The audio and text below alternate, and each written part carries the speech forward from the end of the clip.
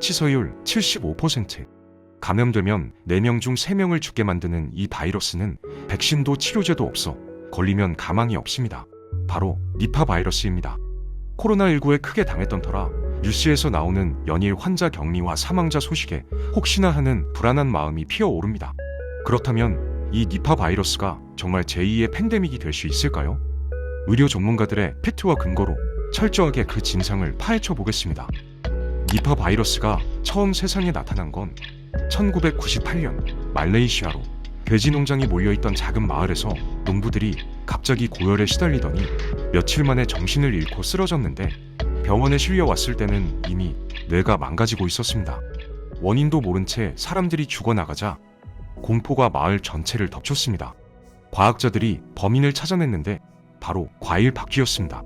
박쥐가 먹다 떨어뜨린 과일을 돼지가 주워 먹었고 그 돼지를 돌보던 농부들이 감염된 겁니다. 말레이시아 정부는 확산을 막으려고 돼지 100만 마리를 땅에 묻어야 했고 그래야 겨우 불길이 잡혔습니다. 그런데 이게 끝이 아니었습니다. 몇 년 뒤 방글라데시에서 돼지가 없는 마을인데도 사람들이 쓰러지기 시작했습니다. 조사해보니 새벽에 야자수 나무에 매달아둔 추출통에 박쥐가 날아들어 침과 오줌을 쏟아냈던 겁니다. 아침에 일어나 그걸 꿀꺽 마신 사람들이 병에 걸렸고 더 무서운 건 아픈 가족을 간호하다가 옮은 사람도 있었다는 사실입니다. 니파 바이러스가 진짜 무서운 이유는 뇌를 직접 노린다는 점입니다. 처음엔 그냥 감기처럼 열이 나고 머리가 아프고 속이 울렁거리는데 며칠 지나면 갑자기 헛소리를 하고 몸을 떨면서 의식이 흐려집니다. 뇌에 염증이 번지는 건데 여기까지 오면 의사도 손쓸 방법이 없습니다. 버티다 죽거나 운 좋으면 살아나는데 살아남아도 뇌 손상이 남는 경우가 많습니다. 백신도 없고 치료제도 없어서 걸리면 그냥 누워서 내 몸이 이기길 기도하는 수밖에 없습니다. 세계보건기구가 이 바이러스를 에볼라, 지카와 같은 등급의 최우선 감시 대상으로 지정한 건 그만큼 위험하다는 뜻입니다. 뉴스 앵커들은 심각한 표정으로 치사율 75%를 반복 강조하고 화면에서는 방호복을 입은 의료진과 환자들이 번갈아 나옵니다. 그러니 뉴스를 보면 니파 바이러스가 당장이라도 전 세계를 집어삼킬 것처럼 보이는데 당연합니다. 그런데 여기서 이상한 점이 하나 있습니다. 이렇게 무시무시한 바이러스가 왜 아직까지 전 세계로 퍼지지 않은 걸까요? 정작 전염병을 평생 연구해온 학자들은 놀라울 정도로 차분합니다. 왜 그럴까요? 그 이유는 이미 전염병 학자들은 다 알고 있기 때문입니다. 이 니파 바이러스가 두 가지 특징 때문에 대유행 전염병이 될 가능성이 매우 낮다는 것을 첫 번째는 바로 너무 높은 치사율입니다.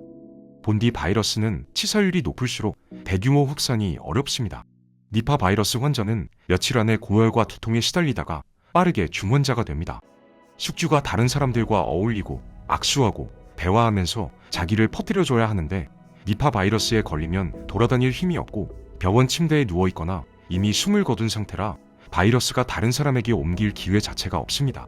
숙주를 너무 빨리 죽여버리는 바람에 자기 번식할 타이밍도 갖지 못하게 된 건데 비유하자면 도둑이 집에 들어가서 물건을 훔쳐야 하는데 들어가자마자 집을 폭파시켜린 겁니다. 에보라 바이러스도 치사율이 50에서 90%에 달하지만 바로 그 이유 때문에 대규모 팬데믹으로 번진 적이 없습니다.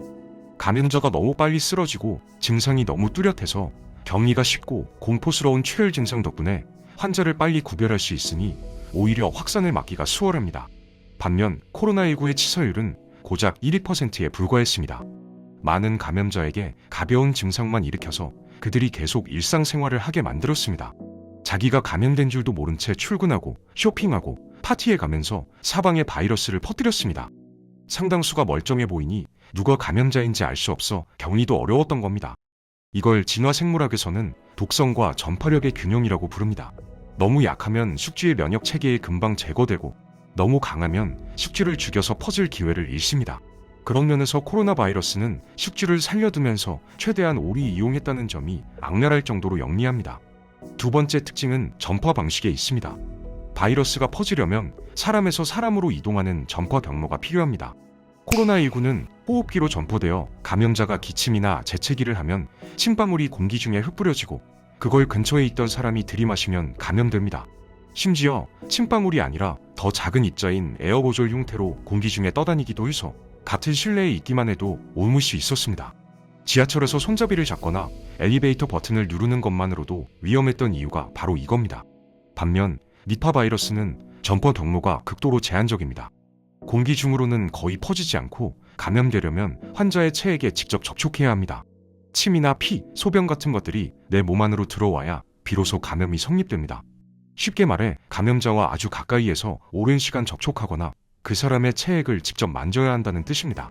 그러니 바이러스가 비행기를 타고 전 세계로 퍼지는 시나리오는 사실상 불가능합니다. 감염자가 공항에 도착했을 때쯤이면 이미 고열과 의식 혼란으로 체크인조차 못하고 쓰러질 가능성이 높고, 설령 비행기에 탄다 해도 옆 승객에게 피나 침을 직접 묻히지 않는 한 전파가 일어나지 않으니까요. 그렇다면 전문가들이 말하는 진짜 우리가 두려워해야 할 바이러스는 어떤 특징을 가지고 있을까요? 전문가들이 예측하는 최악의 팬데믹 시나리오에는 세 가지 조건이 있습니다. 첫째, 호흡기로 전파되어야 합니다. 코로나19처럼 숨만 쉬어도 옮는 바이러스가 가장 위험합니다. 기침 한 번에 수십 명을 감염시킬 수 있기 때문입니다. 둘째, 치사율이 너무 높으면 안 됩니다. 1에서 5센트 정도가 가장 위험한 구간입니다. 이 정도면 충분히 많은 사람이 죽어서 사회에 혼란을 일으키지만 대부분의 감염자는 멀쩡하게 돌아다니면서 바이러스를 퍼뜨립니다. 셋째, 잠복기가 길어야 합니다. 감염된 뒤 증상이 나타나기까지 일주일이나 2주 정도 걸리면 최악입니다. 그 기간 동안 감염자는 자기가 아픈 줄도 모른 채 비행기를 타고 출근하고 사람들을 만납니다.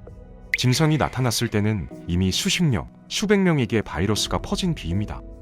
이 세 조건을 니파 바이러스에 대입해보면 하나도 맞지 않습니다. 호흡기 전파가 아니라 체액 접촉이 필요하고, 치사율이 너무 높아서 환자가 빨리 쓰러지며, 잠복기도 짧아서 금방 증상이 나타납니다. 전문가들이 이 바이러스의 덤덤한 이유가 여기 있습니다. 진짜 무서운 건 피를 흘리며 쓰러지는 괴모 같은 바이러스가 아닙니다. 감기인 줄 알았는데 웃으면서 악수하고 비행기를 타고 대륙을 건너며 수백만 명에게 퍼진 뒤에야 정체를 드러낸 바이러스입니다. 그러니 언론이 자극적인 숫자를 내세울 때 그 숫자의 맥락을 읽어야 합니다. 다음에 또 새로운 바이러스 뉴스가 터지면 그 바이러스가 진짜 위협인지, 아니면 미디어가 만든 공포인지, 치사율만이 아니라 호흡기로는 퍼지는가, 치사율은 어느 정도인가, 무증상 감염자가 많은가, 이 세 가지를 꼭 확인해 보세요. 오늘 영상이 유익하고 재밌으셨다면 구독과 좋아요 부탁드리겠습니다. 영상 제작에 큰 힘이 됩니다. 다음 영상에서 뵙겠습니다.